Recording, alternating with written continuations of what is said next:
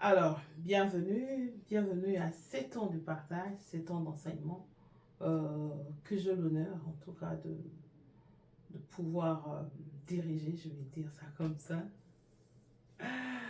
Alors, comprenez que je suis très heureuse, très heureuse de pouvoir me retrouver en cette nouvelle saison, dans cette aventure merveilleuse, de partager de temps en temps des moments de prière, des moments d'enseignement, d'exhortation, et voilà, conseils, et tout ce qui va avec. Je suis très heureuse et ça me fait énormément du bien de partager ces temps de temps en temps avec nous tous.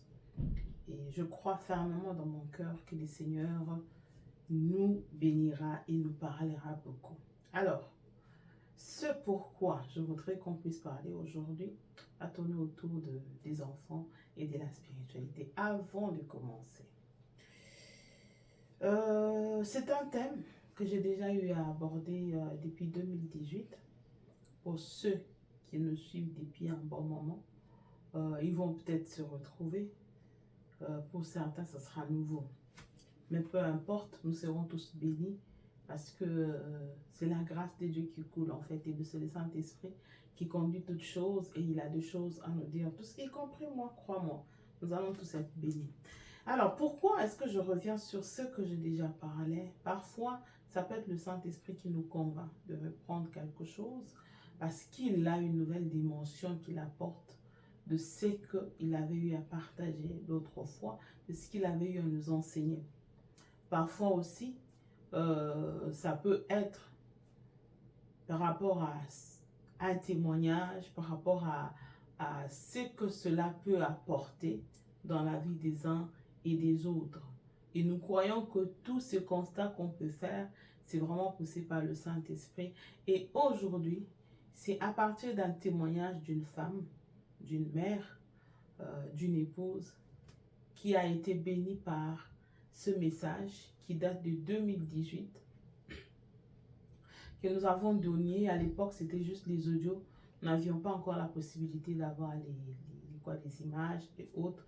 Nous faisions juste en format audio. Pour ceux qui savent, lorsque nous commencions, nous n'avions pas la possibilité d'avoir des images. Voilà. Alors, c'était en fait, nous parlions de l'éducation spirituelle des enfants. Alors, qu'est-ce qui s'est passé avec cette dame qui nous a partagé en fait son témoignage? Elle a suivi cet audio-là et elle avait eu à écrire puisqu'elle avait été bénie à l'époque. Ses enfants étaient très jeunes. On va dire qu'elle avait des bébés, certains un peu en bas âge. Désolée, vous comprenez que aux heures du matin comme ça peut arriver. Alors, ce qui s'est passé, c'est que elle avait pris des notes. Et il se trouve qu'en début de cette année, elle a constaté chez son enfant certaines choses. Je ne veux pas donner trop de détails pour la personne, pour qu'on ne puisse pas identifier la personne en fait. Alors, il se trouve que la personne s'est souvenue de ce message-là. Elle est allée sur nos plateformes pour retrouver le message. Elle n'a pas pu retrouver. So, elle m'a appelé, elle m'a dit, elle m'a contacté pour me dire, est-ce que je peux retrouver votre message, votre exhortation sur l'éducation spirituelle des enfants? Et bon, sincèrement, je ne peux pas savoir c'était en quelle année. C'est elle qui m'a permis de savoir. C'était en 2018. Elle pensait que j'ai conservé ou que nous conservions toutes nos exhortations et enseignements. Je lui dis non. On n'a pas quelque chose qui peut nous permettre de conserver cela. Ça reste que en ligne. Et elle a essayé d'aller voir, elle n'a pas pu trouver. Moi également, j'ai essayé de faire cet exercice, je n'ai pas pu trouver. Et c'est ainsi qu'elle va dire, mais est-ce que tu ne peux pas me refaire juste quelques grandes lignes qui vont me permettre de rafraîchir un peu la mémoire? En fait, elle a pris ce qu'elle avait écrit, elle a essayé. Je peux juste donner son témoignage avant d'aller plus loin. Son témoignage, c'est que elle a pris les notes qu'elle avait prises il y a on va dire 2018, aujourd'hui nous sommes en 2013, quasiment 5 ans. ces notes-là, 5 ans même plus, ben, vous allez faire les calculs. Alors, ces notes-là lui ont servi. Elle a pratiqué ce que nous avions donné à l'époque comme outil par rapport à l'éducation des enfants. Et au bout d'un mois et de 2 mois et demi, elle a vu un changement radical dans la vie de ses enfants, principalement son premier enfant. Je préfère encore rester sur enfant sans donner le sexe de l'enfant. Ça va être plus facile pour que la personne ne soit pas identifiée. Pourquoi je ne veux pas qu'elle soit identifiée? Je ne lui ai pas dit que quand je vais faire l'émission ou quand je veux, voilà, quand je vais reprendre l'enseignement, je parlerai de toi. Si un jour elle se sent ouverte, elle peut toujours faire les témoignages, mais je ne suis pas en train de promettre quoi que ce soit. Si jamais elle veut, elle le fera. Alors, qu'est-ce qui se passe? Quand elle a vu ces changements radicaux dans la vie de ses enfants, elle a été touchée. C'est comme ça qu'elle a appelé pour dire, ah, tu sais, au début de l'année, voilà comment je veux faire, et tout ce que tu as dit, mais je pense que tu as encore plus à nous donner. Est-ce que tu peux me faire l'audio et me le renvoyer? C'est comme ça que je lui ai dit, au lieu de faire l'audio juste pour toi, laisse-moi faire l'audio ou voilà, laisse-moi faire un enregistrement qui va bénir plusieurs personnes. De la même manière que tu as été béni, sache que d'autres personnes peuvent aussi être bénies. Voilà pourquoi je commence avec l'éducation spirituelle des enfants. C'est un thème, je précise, que j'ai déjà eu à donner. Probablement beaucoup de gens ont été bénis. J'ai déjà été appelée parfois les hommes mariés qui t'appellent. Ah, je voudrais même que tu sois un peu l'ami de mon épouse. Bon, on ne va pas entrer dans ça. En fait, c'est juste pour dire que beaucoup de gens sont bénis par ce que nous faisons et nous rendons grâce à Dieu. Certains ne nous ramènent même pas les feedbacks, certains ne reviennent pas avec les témoignages. Moi, je sais juste que ce que nous faisons, les gens sont bénis parce que ce n'est pas l'œuvre humaine, parce que ce ne sont pas mes pensées, c'est tout simplement porté par le Saint-Esprit. Nous faisons ça partout où le Saint-Esprit passe. Les gens sont bénis, les gens sont guéris, les gens sont relevés, les gens sont délivrés. Ce qui se passe, en tout cas, je ne suis pas en train de suivre et de dire ah, ramenez vos témoignages et tout ça. On ne dit pas que venir témoigner est mauvais, c'est bien, mais que ça s'efface si la personne elle-même veut.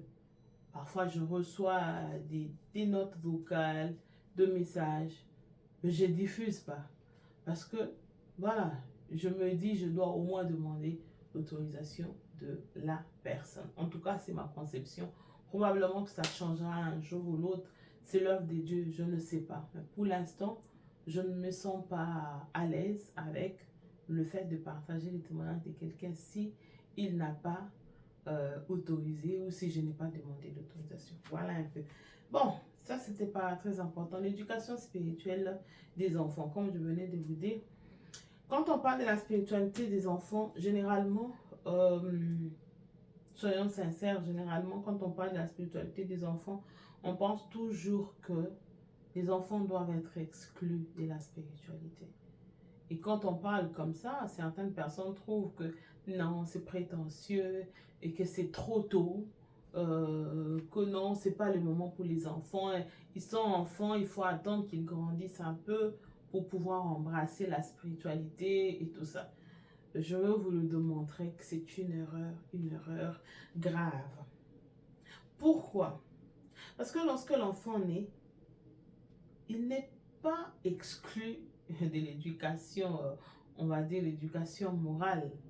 Parlons de ça comme ça, l'éducation diffuse. On n'exclut pas l'enfant d'instruction, dont l'enfant va à l'école. L'enfant est exposé à toutes sortes d'éducation. L'éducation de la société. L'enfant est vraiment exposé et on le fait volontiers. On l'amène comment je veux, on l'éduque sur toutes les formes. Dès que l'enfant a 1 année, on commence déjà à réfléchir comment est-ce que l'enfant doit devenir propre, comment il doit apprendre à aller aux toilettes seul, comment il doit apprendre à demander les toilettes. On n'attend pas. Alors qu'à cet âge-là, l'enfant ne parle même pas. il ne parle pas. À peine vous communiquez par des rires, par des petits mots, maman, papa, et tout ça. C'est vraiment encore un bébé. Mais ça ne nous empêche pas de lui inculquer certaines choses. Ça ne lui empêche pas de demander quand il a besoin. Quand il veut manger, l'enfant demande, il a son langage, il demande. Quand il ne se sent pas bien, l'enfant exprime, il exprime le fait qu'il ne se sent pas bien jusqu'à ce que les parents identifient qu'est-ce qui ne va pas pour mettre l'enfant dans les conditions qu'il faut. Ça veut dire aussi qu'on n'a pas besoin d'attendre que l'enfant grandisse ou atteigne un certain niveau par rapport à la spiritualité. Alors, pourquoi on laisse nos enfants avoir accès à tout sauf à la spiritualité? Moi, je dirais premièrement que c'est l'ignorance. Tout simplement. C'est l'ignorance. Parce que si on savait le fait de ne pas les exposer à la spiritualité, ce que cela fait dans leur vie, les dégâts que cela peut apporter dans leur vie, je ne pense pas que le parent refuserait d'exposer leurs enfants à la spiritualité. Et je précise la spiritualité chrétienne qui fait référence à Christ. Pourquoi je dis ça? Parce qu'il est écrit dans la Bible, dans 2 Corinthiens 3, 17, la Bible dit « Or, le Seigneur, c'est l'Esprit. » Donc, quand je suis en train de parler ici, et là où est l'Esprit du Seigneur, là est la liberté. Lorsque je suis en train de parler ici de la spiritualité, je voudrais préciser et vraiment préciser que je parle de la spiritualité chrétienne. Je ne parle pas de n'importe quelle spiritualité. Je parle d'initier les enfants à la vie avec Jésus. Initier les enfants à la vie avec Dieu. Initier les enfants à avoir une relation avec Dieu. C'est très important. C'est de ça qu'il s'agit. C'est très important de dire ça. Alors, j'étais en train de dire que la Bible dit dans 2 Corinthiens 3, 17, « Or, le Seigneur, c'est l'Esprit. » Si nous croyons en Dieu, nous savons que la personne en qui nous croyons ne porte pas cette matière qui fait de nous être humains. C'est un être spirituel qui s'appelle Dieu. Donc, notre Dieu est esprit.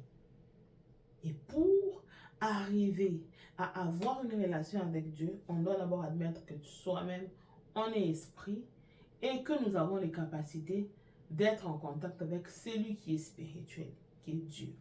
Ça veut dire que lorsque je refuse d'amener mon enfant à la spiritualité ou de l'initier à l'éducation spirituelle, je lui refuse l'accès à Dieu. Suis-je un bon père? Suis-je une bonne mère? Quand je refuse l'accès à mon enfant ou que j'estime que l'enfant n'a pas encore l'âge pour avoir une relation avec Dieu, son créateur. Est-ce que nous attendons, nous parents, que l'enfant ait un certain âge pour avoir une relation avec nous? Si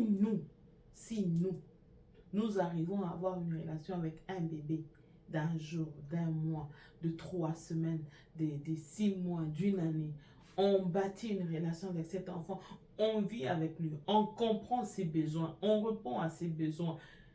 A fortiori Dieu. A fortiori Dieu.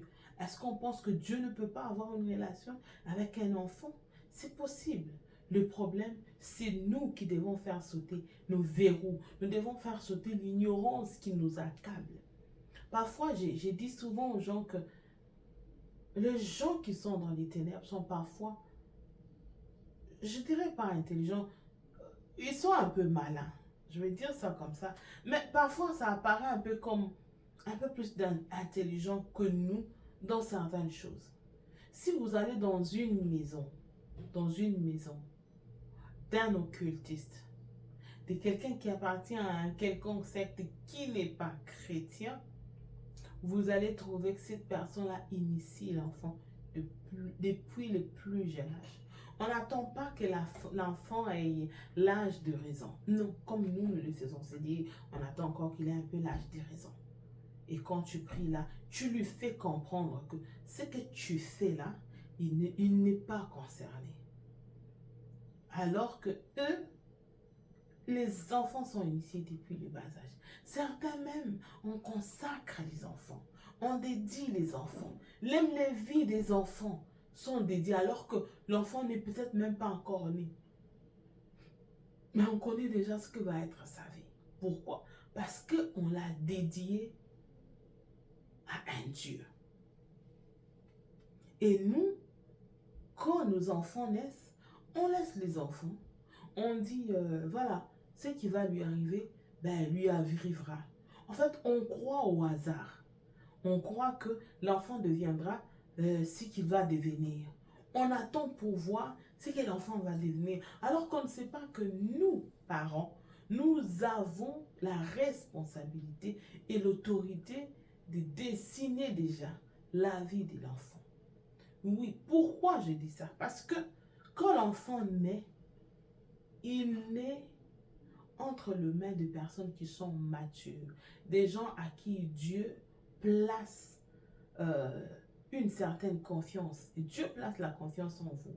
Et quand Dieu accepte de manifester quelqu'un sur la terre, il a une mission. Pensez-vous que Dieu puisse envoyer quelqu'un sur la terre, un enfant, avec une mission? Il les place dans une famille et il ne dit rien aux responsables. Ça n'existe pas. Quand Dieu envoie un enfant, cet enfant-là, il a un plan, il a une mission. Et pour les parents qui le savent, qui sont attentifs, la majorité reçoivent toujours la mission pour laquelle l'enfant est là. Et ceux qui sont attentifs, plus attentifs aussi, ils savent comment ils vont conduire ces enfants-là. Ils restent en connexion avec Dieu pour pouvoir conduire les enfants. Et ils savent que ce que l'enfant devient demain n'est pas une surprise, mais se préparer aujourd'hui. Et c'est nous, le parent, qui devons préparer cela. Si un père peut maudire son enfant et lui dire, toi, ceci, ça veut dire qu'il se projette dans 5, dans 6 ans pour déterminer ce que l'enfant va devenir. Mais toi qui as l'esprit de Dieu en toi là, tu ne peux pas déclarer sur ton enfant dans 5, dans 10 ans ce qu'il va devenir. Tu attends pour observer. Mais si tu ne déclares pas sur ton enfant, ça veut dire que quelqu'un d'autre va déclarer. Parce que tu laisses un espace vide. Il y a un espace vide. Ce qui nous conduit, tout ce qui se manifeste dans nos vies, tout ce sont des paroles prononcées. Ce sont des paroles prononcées. Mais s'il n'y a aucune parole prononcée sur tes enfants, ça veut dire que tu laisses un espace. Il faut que lorsque quelqu'un tente de venir prononcer des paroles sur tes enfants ou de faire quelque chose, il trouve qu'il y a déjà un fondement. Il trouve qu'il y a déjà un hôtel des paroles qui est déjà là. Il ne saura pas. Il faut d'abord qu'il enlève ou qu'il supprime ou qu'il enlève ces paroles-là pour placer le sien. Mais s'il n'y a rien, ça veut dire que toi, le moment où tu vas te réveiller, tu vas maintenant commencer à chercher à enlever les paroles de quelqu'un d'autre qui n'a même pas pouvoir ni autorité dans la vie de tes enfants pour pouvoir replacer le tien. Et tu vas devenir comme un outsider, quelqu'un qui, voilà, quelqu'un qui, c'est comme quelqu'un qui cherche une place qui ne lui appartient pas. Non. Ça veut dire qu'on a l'autorité, on a le droit de déterminer ce que les enfants deviennent demain. Et ça passe par la fondation, par le fondement que nous posons dans leur vie alors qu'ils viennent de naître. Ça veut dire que parents, nous avons une grande responsabilité. Quand on grandissait, on nous disait, l'enfant, partout où il passe, s'il est bien éduqué, on voit sa famille, on voit ses parents. S'il est mal éduqué aussi, on voit ses parents. Et notre papa nous disait, partout où tu passes, sache que tu portes l'image de ta famille. C'est toi qui peux nous faire respecter ou encore c'est toi qui peux nous faire insulter ou qui peut nous faire honte partout où tu passes. Je ne suis pas avec vous partout où vous passez, mais sachez que partout où vous passez, le nom que vous portez de Dinkologo fait que tout ce que vous allez avoir comme image, comme, voilà, tout ce que vous allez avoir comme respect ou quoi, nous allons aussi en bénéficier. Donc, si tu veux que ta famille soit respectée, alors fais en sorte que tout ce que tu vas faire puisse refléter une bonne image. Et ça va refléter d'où tu viens, les parents et tout ça. Et ça m'est resté dans la tête. C'est pour dire que les fondements de ce que l'enfant devient demain, c'est aujourd'hui. Le première sémence de l'enfant qu'il doit moissonner à l'âge adulte, ce sont les parents qui le font. Est-ce que tu as eu le temps de moissonner des sémées dans la vie des enfants? Et ça commence d'abord par la spiritualité. L'école, nous envoie les enfants à l'école, dans voilà, la société, comment je veux dire ça? Je cherche le terme. C'est socialisé, ça se fait, on va dire de facto, ça s'est fait directement. On n'a pas besoin de beaucoup se battre pour cela parce que l'enfant voit ce qui se passe dans son environnement, il essaie d'imimer, il essaie de reproduire. Maintenant, il y a l'intention, on va dire ça comme ça, faire des choses intentionnelles par rapport à l'éducation spirituelle des enfants. Parce que si Dieu est esprit, nous devons aussi être esprit. Et sachez que l'enfant a le corps, l'âme et l'esprit, de la même façon que nous. L'enfant n'a pas de partie du corps, non. Depuis enfant qu'il est, il naît avec les 3 parties qui sont l'être humain, corps, âme et esprit. Sachez qu'il y a un danger quand vous n'amenez pas, quand vous n'amenez pas votre enfant, quand vous ne l'exposez pas à l'éducation spirituelle. C'est vraiment, il y a vraiment un danger. Le premier danger, je peux dire que l'enfant grandit avec un vide spirituel. Parce que, pour peut-être ceux qui ne le savent pas, les scientifiques commencent à considérer que vous voyez la pyramide de besoins, on a ajouté le besoin spirituel. Oui, ça devient vraiment un besoin important. Un besoin important. Vraiment, il faut tenir compte de ces besoins-là. De plus en plus, les scientifiques commencent à donner vraiment une grande place à ces besoins-là. Donc, vous comprenez qu'on ne peut pas se permettre de laisser nos enfants loin de la spiritualité. Il faut les éduquer spirituellement. Ce qu'il faut savoir, c'est que lorsque l'enfant est loin de la spiritualité, en fait, c'est comme si c'était... comment je vais dire ça? C'est comme si une partie de lui n'est pas nourrie. C'est vraiment ça. L'âme, le corps et l'esprit. Le corps est en train de grandir. Donc, il est en train de prendre sa croissance au fur et à mesure.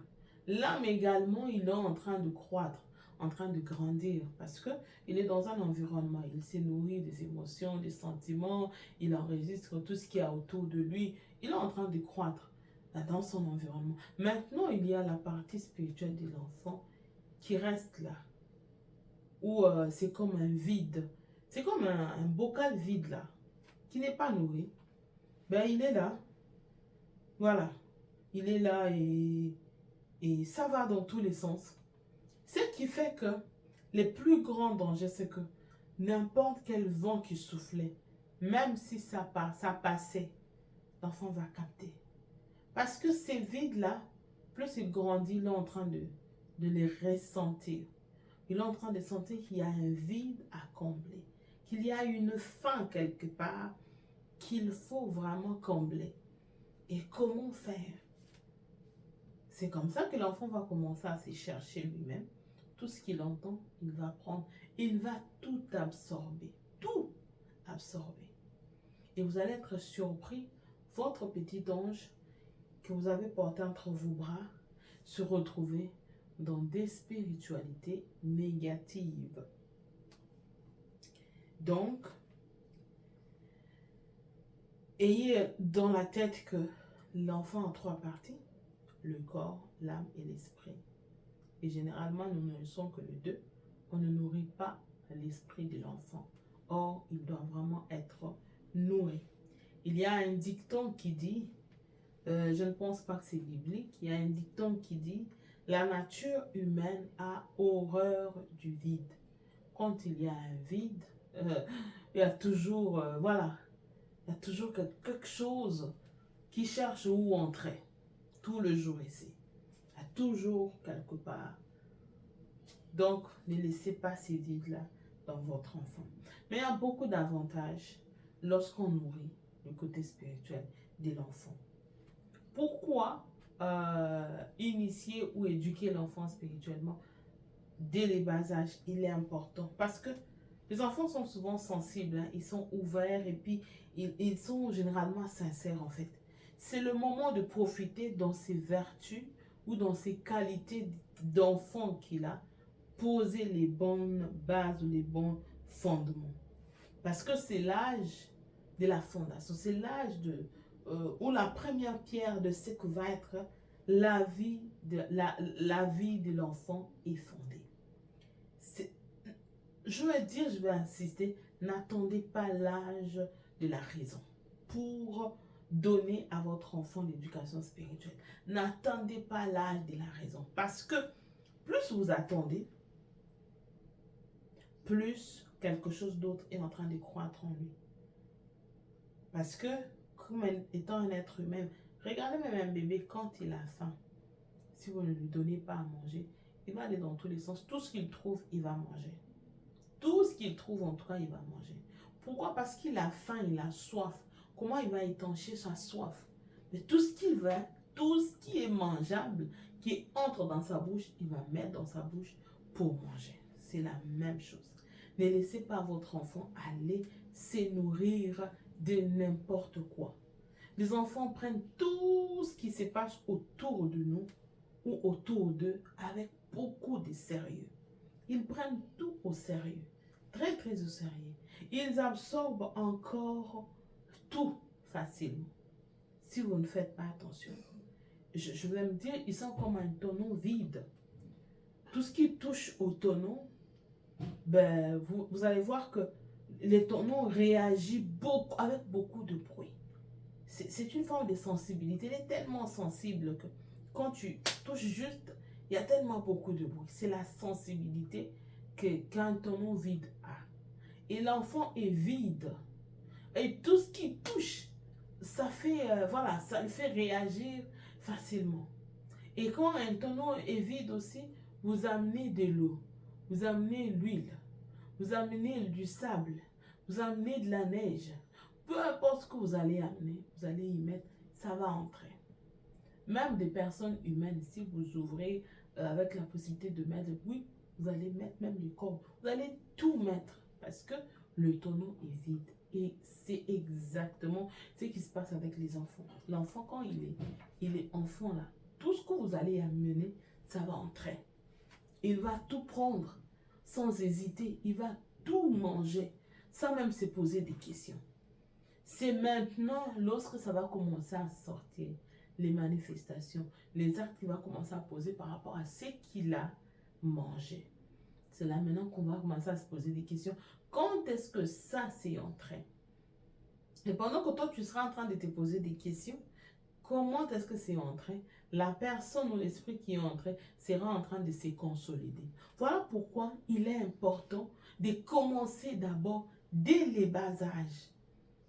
Amener votre enfant à l'éducation spirituelle, c'est très, très important. Le diable connaît cet aspect des choses. Il n'y a que nous que ne connaissons pas. Le diable sait très, très bien que si tu veux avoir quelqu'un qui est acquis à ta cause, vraiment, vas-y initie l'enfant. Vas-y enrôler les enfants. Vous savez, il y a eu à un moment donné cette affaire des enfants soldats. Vous connaissez dans quel coin du monde? Et quand vous suivez les témoignages de gens qui allaient enrôler les enfants, on vous dit, écoute, avec les enfants, c'est facile. C'est facile d'avoir une armée forte et solide. Pourquoi? Parce que l'enfant, quand tu lui dis tire, il n'a pas de conscience. Lui, dans sa tête, tout ce que tu lui dis est bon. Surtout que tu es plus âgé. Ça veut dire que la sensibilité, l'écoute, l'obéissance, c'est vraiment... l'enfant se retrouve dans quiconque apparaît devant lui comme un mentor. Il suffit seulement qu'il se retrouve dans la personne. C'est bon pour lui. Il va commencer à suivre. C'est comme ça que vous voyez que les enfants étaient vraiment, on va dire, étaient des meilleurs soldats L'enfant va tuer facilement. L'enfant va suivre les ordres vraiment à la lettre sans se poser des questions. Ce qui n'est pas pareil quand il s'agit d'une grande personne. Alors, c'est le moment, comme je disais, c'est le moment de bâtir les fondements solides dont la Bible parle dans Matthieu 7, 25. Être fondé sur le roc. Être fondé sur le roc. Même la Bible dit, hein, lorsque l'enfant est encore jeune, je veux retrouver le passage. Il y a un passage de la Bible qui dit instruis l'enfant selon la voie qu'il doit suivre. Quand il grandira, il ne s'en détournera pas. Je pense que ça doit être dans Proverbe. Ça doit être dans Proverbe. Je ne me souviens pas avoir écrit ça. Mais je pense que c'est dans Proverbe. Donc, instruis l'enfant selon le chemin, selon la voie qu'il doit suivre. Et quand il grandira, il ne s'en détournera pas. Je vais peut-être oublier le passage. Ça doit être 22, 18, quelque chose. J'essaie de voir si j'avais repris ça. C'est un passage qu'on connaît tous. On peut aller le retrouver dans Proverbe sans problème. Voilà, je ne le retrouve pas pour vous donner avec précision, mais c'est un passage très très connu. Montre à l'enfant le chemin qu'il doit, la voie qu'il doit suivre. Désolée. Montre à l'enfant le chemin qu'il doit suivre. Et quand il grandira, il ne s'en détournera point pour instruire l'enfant. C'est Proverbe 22, 6. Je pense que c'est ça. Proverbe 22, 6, pas 18. Le 18, c'est un autre passage qui est très connu aussi. Donc, Proverbe 22, 6. Instruit l'enfant selon la voie qu'il doit suivre. Lorsqu'il sera vieux, grand, il ne s'en détournera pas. C'est pour dire que le moment où il faut montrer à l'enfant le chemin, la voie, pour qu'il ne puisse pas se détourner ou s'en détourner quand il sera grand, c'est quand il est encore enfant. On ne peut pas montrer à une personne le chemin pendant qu'il est déjà grand. Non, on le fait quand on est encore enfant. Et c'est là que ça va avoir de l'impact et ça va rester là comme une fondation pour lui jusqu'à l'âge adulte. C'est très très important. Je disais, les enfants sont sensibles, donc ils sont ouverts et les enfants mentent moins, ils sont sincères. Et puis, avec les enfants, cette sensibilité, elle a permis au Saint-Esprit d'agir plus facilement à l'intérieur des enfants que nous. Oui, il faut le dire, hein, sincèrement. Tu as tellement beaucoup de choses dans la tête, mais l'enfant, la tête est vide. Il a la possibilité de focuser sur une seule chose, sans s'éparpiller. Et les enfants, quand ils se mettent à prier, directement, il est concentré, il voit déjà Dieu dans ses pensées. Comparativement parfois à nous, tu te mets à prier, les pensées sont un peu, voilà, tu es en train de voir des choses en cours, la journée de demain, à quelle heure tu vas te réveiller, jusqu'à ce que tu te rendes compte, oh, tu es déjà dans la présence de Dieu. Concentre-toi et commence à prier. Tu vois? Et mais les enfants, ce n'est pas ça. Il n'a aucun problème, il n'a aucun souci, rien du tout. Ça va comme ça et l'enfant embrasse la vie spirituelle très facilement. Je disais, les enfants croient en tout, vrai ou faux. Donc, vous devez être le pasteur de votre enfant. C'est le moment de bâtir les fondements solides dont la Bible parle. Je venais de le dire. Parce que la vie d'un homme est comme une maison. Yeah, j'aime ça. La vie d'un homme est comme une maison. Et elle est soutenue par la fondation. Vous savez, la durée de la maison dépend de la qualité de la fondation. Si la fondation n'est pas solide, la maison aussi ne va pas traîner dans la durée. C'est comme ça que si vous lisez dans le passage de Matthieu 25, vous verrez comment Jésus est en train d'expliquer comment est-ce que la maison solide dépend de la fondation. C'est très très important et le moment où l'enfant est encore enfant, c'est la période voilà, je veux dire que la période de fondement, la période où on doit l'aider à avoir une fondation solide qui va soutenir toute sa vie. C'est très, très important. Alors, comment le faire? C'est le comment le faire qui est aussi très important. Comment le faire? Instituer d'abord. Bon, c'est des conseils que moi je donne. Il peut y avoir beaucoup de choses autour de ça. Mais je préfère donner les conseils qui a béni une autre personne.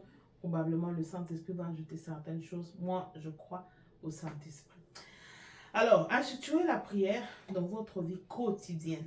Laissez votre enfant être là quand vous priez. Laissez votre enfant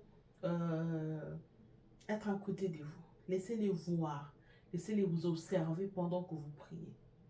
Ne partez toujours pas de temps en temps, vous cacher dans la chambre ou alors l'éloigner, lui dire, allez-y, voilà, je vais prier d'abord. Non, laissez les enfants être là quand vous priez. Laissez-les vous entendre prier. C'est important, ça permet aux enfants de comprendre d'abord, c'est quoi quand maman dit, quand papa dit, on va aller prier, ça veut dire quoi? C'est très important, très très important. Que ce soit à l'église ou à la maison. Parce que parfois, certaines personnes, ah non, mon enfant, vous pouvez aller jouer. Vous laissez les enfants aller jouer. Alors vous restez là. Et quand vous terminez, oui, où sont les enfants? Venez, on va partir. Nous, on a fini de prier. Non. Considérez que la prière, les enfants sont aussi concernés par la prière. Et quand vous priez, quel que soit l'âge de l'enfant, 3 ans, 4 ans, 5 ans, 6 ans, dites à l'enfant de prier. Même si vous les voyez faire, laissez-les faire ça. Laissez-les vous, comment je vais dire ça? Laissez-les vous mimer, reprendre ce que vous faites. Laissez-le. Ça commence toujours comme ça. C'est comme quand on commence à écrire. L'enfant, quand il commence à écrire, il commence d'abord par, vous voyez, comment ça, dans tous les sens, il fait. On le laisse et on l'accompagne. Parfois même, il n'a rien fait. Je suis là, yeah, tu as bien fait, bravo. C'est un grand pas. Il n'a rien fait, mais il a réussi à tenir au moins un stylo, un crayon de couleur. Il a réussi à tenir ça et à faire quelque chose. C'est déjà bon, on l'encourage. C'est la même chose. Toi, tu vois juste ce qu'il a fait. Non, tu l'encourages. Oh, tu as bien prié. Tu sais, aujourd'hui, c'était magnifique. Ça encourage l'enfant. Demain, il va faire mieux. Il sait que, de temps en temps, maman, papa m'encouragent. Ils sont fiers. Je vais encore faire comme ça. Ils vont encore me féliciter. Ils vont encore m'encourager. Deuxièmement, ayez une prière habituelle à la maison. Je veux dire, la coutume de prier avec les enfants. Ça peut être chaque soir, ça peut être le matin, mais instaurer au moins un moment de prière où les enfants savent que chaque soir, on va prier. Ou chaque matin, on va prier. C'est important, ça entre dans les us et coutumes des enfants. C'est comme ça qu'on crée aussi c'est comme ça qu'on amène l'enfant à l'éducation spirituelle. Parce que prier, c'est un acte spirituel. C'est pas un acte physique. Oui, on fait le pas de se tenir devant Dieu et tout ça, mais c'est un acte spirituel. Donc, ça fait partie de choses auxquelles on initie l'enfant pour pouvoir parler à Dieu. Donc, ayez au moins cette habitude-là de prier habituellement à la maison. Vous allez voir que quand vous instaurez ça, les mêmes enfants vont commencer à vous suivre. Ils vont commencer à vous suivre. Moi, parfois, il y a des moments comme ça où mon deuxième vient. Maman, on n'a pas prié, on n'a pas lu la Bible, on n'a pas. Voilà, il commence à te dire tellement de choses. Il faut qu'on lise. Et moi, j'ai retenu ceci. Tu vois que même si tu avais oublié celui, il vient, il te rappelle. Et ça entre comme ça dans les habitudes des enfants. Même si tu n'es pas là, quand tu vas arriver, ils vont commencer à t'aider. Quand tu n'étais pas là, maman, on a prié, on a fait ci, on a fait cela. Voilà ce que moi je fais. Chacun est fier de te montrer ce qu'il a pu accomplir quand tu n'étais pas là. Pourquoi? Parce que tu as mis des bases. C'est très important.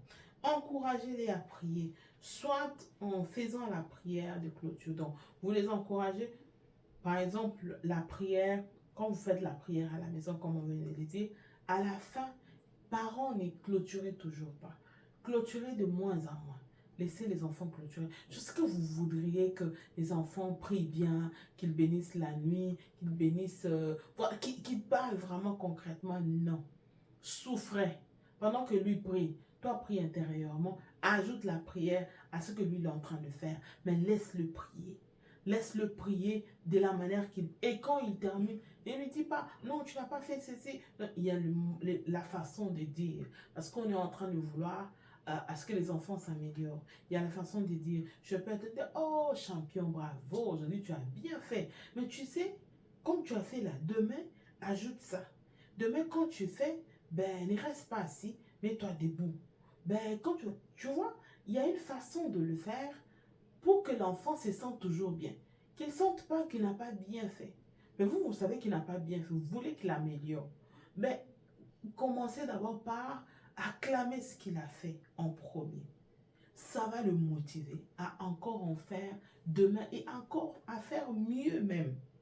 Donc, vous l'encouragez à faire la prière des clôtures, soit la prière avant le repas, soit encore même la prière avant même de sortir le matin, ou quand vous avez une sortie, peu importe, vous l'encouragez à faire ça. Ça entre dans les habitudes des enfants. Priez pour vos enfants lorsqu'ils dorment. Ça, c'est un point important et capital. Faites des déclarations sur eux. Pourquoi je dis cela? Parce que le moment où les enfants dorment, pour tout être humain, quand nous dormons, c'est l'esprit qui reste éveillé. L'esprit ne dort jamais. Je n'ai pas besoin de vous le dire. En tant que chrétien, vous le savez. Donc l'esprit ne dort pas. Pendant que l'âme, le corps sont en train de dormir, vous, quand vous venez pour prier pour eux, vous parlez à leur esprit. Parce que comme vous le savez, l'esprit a toujours une prédominance sur le corps, sur la vie, on va dire sur le matériel. Ça veut dire que si vous voulez que votre enfant reçoive quelque chose, qu'il soit transformé, allez parler à son esprit. Or, le moment où l'esprit est le seul maître à bord de sa vie, c'est le moment où il est en train de dormir. Alors, venez imposer le main. Parlez à la personne. Je veux prendre un exemple. L'enfant s'appelle peut-être, je cherche un nom comme ça. L'enfant s'appelle peut-être A. Comme ça, on ne va pas tomber sur quelqu'un. Alors, vous mettez la main sur A, vous dites A, je te parle au nom de Jésus. Tu seras intelligent. Tu seras esclave de Dieu. Tu vas aimer Dieu toute ta vie. Tu commences à faire des déclarations. Et c'est le moment aussi où il faut profiter de faire des déclarations par rapport à comment la journée s'est passée. Il se pourrait que la journée, que l'enfant vous ait énervé. Et vous avez peut-être dit, toi tu commences à devenir impoli. C'est juste un exemple. Et quand vous faites cette déclaration, probablement vous dites à l'après, ah, je n'aurais pas dû. Peut-être que vous vous êtes excusé, peut-être pas. Mais moi, ce que je vous recommande, c'est que pendant que l'enfant dort, tu viens, tu mets la main à, tu n'es pas impoli. Ce que j'ai dit la journée là, c'était juste parce que j'étais fâchée. Mais tu n'es pas impoli, tu es poli.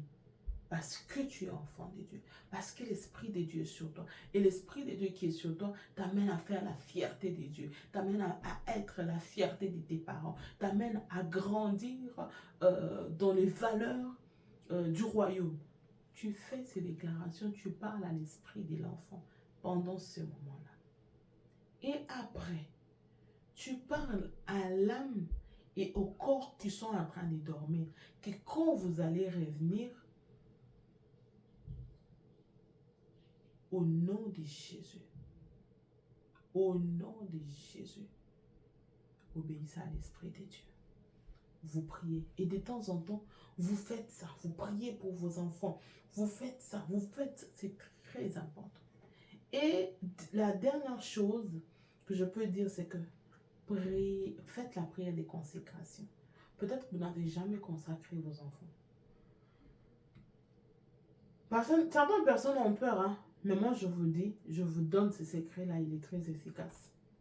Parce que le témoignage que j'ai reçu là, c'est une femme qui a fait avec ses enfants la prière des consécrations. Elle a consacré ses enfants. Allez-y dans la Bible, vous allez voir, il y a Anne. Anne, je pense, ça doit être dans le passage des Anne. Est-ce que je l'avais aussi repris? J'ai doute fort. Mais on peut trouver le passage des Anne aussi. Bon, l'histoire des Anne, quand même, c'est quelque chose comment on dit ça, qui est quand même connu. Je pense que ça doit être dans Samuel. Mais comme je n'ai pas trop de précision, je ne vais pas trop donner. Mais je pense que ça doit être dans 1 Samuel. À partir de 20 quelques. Je pense que c'est cela. Peut-être que on va écrire ça au bas de l'écran pour permettre à ce que chacun puisse se retrouver et puis aller les lire. Ça doit être 1 Samuel. 1 Samuel quelque chose. On va faire ça. Alors, je donnais l'exemple d'Anne pour dire que Anne a consacré Samuel. Et dans l'entendement humain, quand on dit, voilà, quand on lit ce passage-là, parfois on se dit, elle a perdu son enfant. Mais non. Vous pensez qu'après, Anne n'avait pas accès à son enfant. Et quand Samuel entendait que sa maman est malade, il ne venait pas en aide à sa maman. Vous pensez que sa maman n'avait pas le droit d'aller prier là où Samuel servait le Seigneur? Et ce que Samuel est devenu à la longue, Anne n'était pas heureuse de ce que son enfant est devenu. N'était-elle pas heureuse de voir ce que son enfant est devenu? Il n'y a pas de déception. Il n'y a pas de regret à avoir. Consacrons nos enfants. Consacrons nos enfants. Quelqu'un va me poser la question, mais comment on fait pour consacrer ses enfants? C'est juste une simple prière. Même si moi, parfois, pour ceux qui ont une grande foi, une foi de folie, une foi, je vais le dire comme ça, une foi des dieux, parfois il faut aller au-delà des limites. Je sais que les enfants ne prennent pas la Sainte Seine parce que la Sainte Seine est réservée aux gens qui ont déjà qui ont accepté le Seigneur et puis ils se sont fait baptiser.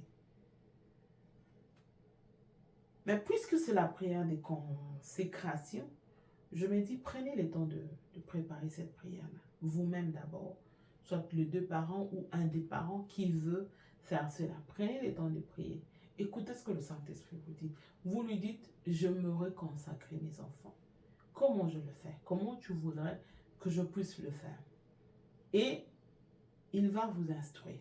Il va vous montrer comment vous allez le faire. Il y a des gens, je donne un exemple de conseils que j'ai donné récemment et c'était vraiment efficace. Et moi, parfois, je le fais aussi.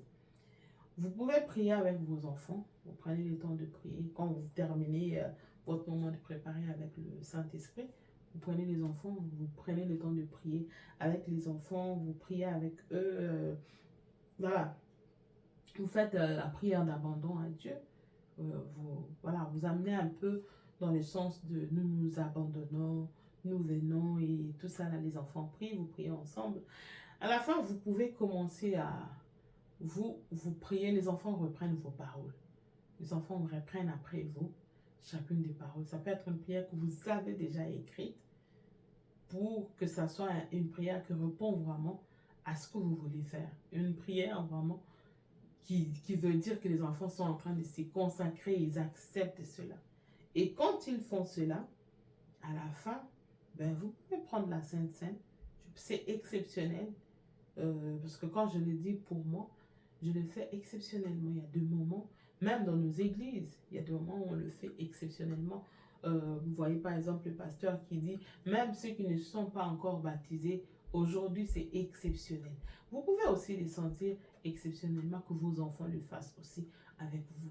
Vous le faites parce que c'est un moment de consécration. Vous prenez, les enfants prennent, vous priez ensemble avec eux et à la fin, vous allez maintenant vous dire une prière à Dieu. Par exemple, Seigneur, Voici mes enfants, je viens lui consacrer comme a fait Anne. Le voici, qu'il devienne à toi. Je les abandonne à tes pieds. Voilà, vous multipliez comme vous voulez. Et vous dites Amen. Et voici, les enfants sont consacrés, ils sont entre les mains de Dieu. Et vous continuez avec la coutume de prier, lire, méditer de temps en temps. Ça construit les enfants, ils deviennent une nouvelle personne et vous allez être heureux et surpris de voir ce que le Saint-Esprit peut faire avec des petits-enfants que parfois nous négligeons. Que le Seigneur